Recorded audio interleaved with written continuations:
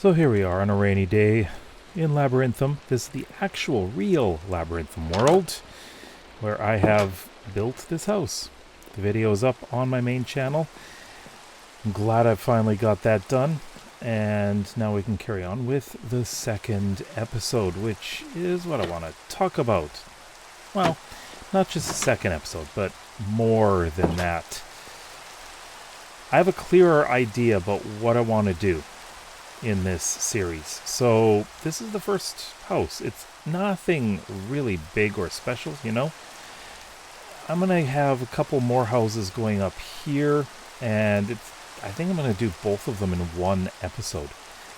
But they're not going to be the next episode. No, we're going to take a short break from the houses. Just getting the house done. But the thing is, I need materials, and there are a lot of materials that I need. Now, one thing I do plan on doing, probably later this week, is a live stream. I want to do a live stream from this world and go around and basically do a bunch of mining. I need iron. I need a lot of iron. And I'm not worried about the stone right now because I've got plenty. I've got lots of that. Plus I'm going to build a simple cobblestone and stone generator, which is not difficult at all. But what I need to do is I need to build in two very different locations. And I think what I'm going to do is go into my creative world and we'll take a look at what we need to do. So here we are. This is the exact same location, except the land is a little bit different. I actually cut down this little hill a bit so that we have a fairly flat space for the road to go through. But this is exactly where the house is. It's exactly the same dimensions, except we went out to here. In fact, it lines up perfectly with this building. And I was mentioning these two buildings here. These are two houses that I want to do. These are the next two houses I'm going to do. Continuing on with this. Why are there so many chickens down there? Continuing on with this retaining wall here. Yeah, so there's going to be a house right down here. So there's going to be an extended retaining wall going down. And I have an idea about what I want to do underneath. There's a cave in there, but I'm going to deal with that later. So the first thing I need, and this is a major need because I have problems finding this resource, and that is iron. But before that, there are a couple small farms I want to build, and they're actually nothing technical, just collect the animals and put them in pens and breed them. So over here, this general area is going to be like a chicken farm. So I'm going to have a chicken farm over here. And over here, we're going to have a cow farm. Specifically, it's a tanner for leather, large cattle farm with cow crusher for leather and beef. First thing I'm going to do is just put them in a pen. That's all. That's all I want to do. And I need to go way down here, going over to spawn. And that is, well, I want to use the spawn chunks for the iron farm. And I need to figure out exactly where this location is. So what I'm going to do, hold on, I should check something here. I do have a bunch of stuff in here. Oh well, it doesn't matter. I'm in creative, so I can gather them all. Okay, let's go survival, and there we go. So I need to mark the... Ooh, that was actually really close. Huh. Let's go back into creative. And I want to mark down the exact location of where I spawned. So this is spawn right here. So I will be gathering signs here. Let's do this in pink because it's bright. This location is spawn. And spawn chunks have shrunk a little bit, unfortunately. Now, one thing I want to make sure I am doing here is... I put this here. So I need to figure out exactly like the size of the spawn chunks. And that is probably just one single chunk now. Let me grab everything here.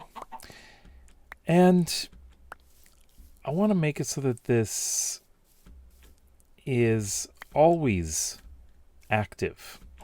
You know? Just trying to grab everything. So I want to make sure that this this spawn chunk is completely active. And since the world is running and I have cheats off, I don't think I can change the spawn chunk size. I'm sure it's automatically been shrunk down. So I need to figure out exactly where I'm doing this. That is the issue. So I need to find out the chunk borders, and I need to build this thing.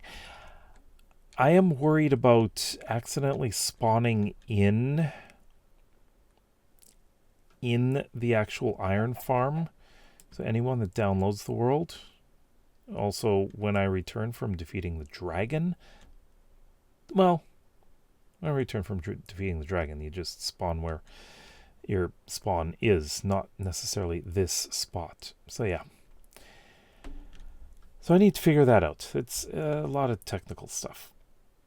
Now, the other thing that I need to build, and this is again multiple things. So the other material that I need is terracotta. Terracotta, I'm going to need lots of different dyes as well. So there are certain things that I can make dyes for. If I can get cactus, the question is, how far is a desert from here? Nearest desert is up here. I mean, I could go over here and go up by boat up to the desert. That's not a bad idea. Although, do I want to have all of that loaded in? I mean, I can always trim the chunks later, right? Like I already have. This is now, much of this is now Pale Gardens. So, yeah. But yeah, I'm gonna have to travel and get some green. I mean, that's not the only color. There's so many other colors that I need. And like flowers is fine. I can keep on using bone meal and getting flowers. But there are certain colors that I want to get that's a little bit more difficult. Black is not going to be a good house color anyway, so I'm not going to worry about that. But terracotta in general. Now, I did gather some dripstone, so you'll see that in the video if you want to watch it. And please do watch it. So dripstone is going to be used for the clay farm, of course. And we'll have to have a smelter next door. It's going to be the brick or the terracotta factory, I guess you can call it. Also have to have an actual super smelter around here too. I think that is probably a good idea. And what did I put here? Large warehouse and docks. Yeah, storage space. And down here, that's where I have the lava generator. I'd like to use lava as the smelter fuel source. And again, that's where the dripstone comes in. So those are my next major projects. This is all before I start building onto houses, getting more houses done. There's a lot to do. I also need to figure out a location for a mine in this area. I don't want to do it around mountains because I don't want to deal with any of the infested stone. No, thank you. So, this mountain, terrible for mining. No, thank you. We will have a mining village over here on a mountain. Just remind me not to actually go mining with it. I don't think that's a good idea. But yeah, those are the things that I plan on doing over the next, I don't know how many episodes. So Iron Farm will be one, and then the Clay Farm will be another. So that's, yeah, that'll be the third episode. And I'm not sure if I'm going to be doing the clay and the bricks in the same episode. It's a fairly large build, but since they go together, I think that might be best to do both. I think so. But I think I will be doing a live stream this week, finally, on Twitch. And that's going to be all for gathering materials for that build. So I will need iron. I will need lava. Probably just one bucket of lava, I think. The iron is going to be for the hoppers. Definitely need that. But other than that, there's not going to be a whole lot that I need iron for in that build, I don't think. I want to keep it lit up inside so we don't have anything spawning. Although I'm going to have to make sure that there are no spawnable surfaces, like within that distance that the iron golems can spawn. I have to be careful about that. So I am going to be using a fairly compact design because I want it to fit inside a building. And although I said that there's an old temple or something over there, it's not going to be. It's an old abandoned foundry or something. And I'll have a story behind it. I always have a story behind every build. And there will be books in there that describe what has happened and why it was abandoned. And it's been abandoned for quite a while. But I don't want to just build the foundry. I want to build the ruins of a settlement around it as well. Because it only makes sense to do that. But I have to keep in mind that I have to make sure that nothing can spawn on top.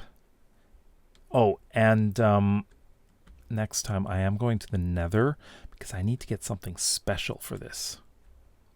And this is going to be interesting.